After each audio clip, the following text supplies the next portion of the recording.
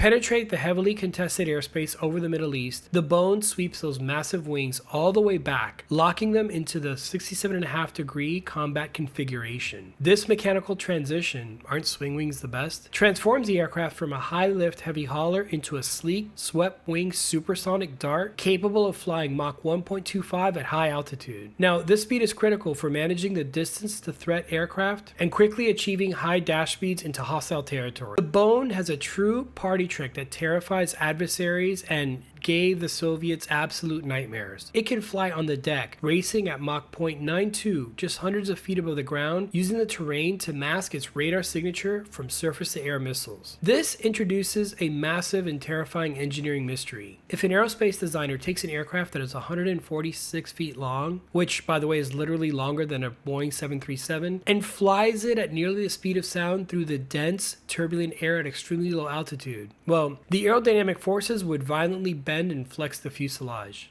And these intense vibrations could literally shake the airframe apart, and the crew would be physically incapacitated by the punishing ride. So how does the bone survive this brutal structural environment? Well, the answer is an absolute masterpiece of engineering genius. You see, engineers solved this problem with something called Structural Mode Control System, or SMCS. If you look closely near the nose of the Rockwell B-1B, you'll notice small triangular fins, but they aren't canards for steering. Instead, sensors detect turbulence and structural flexing, and these vanes automatically move in milliseconds, working with the lower rudder to cancel dangerous vibrations. Think of this as a hyperactive suspension system for a jet, smoothing the ride and protecting the massive fuselage so the bone can fly in flight regimes that would tear other bombers apart.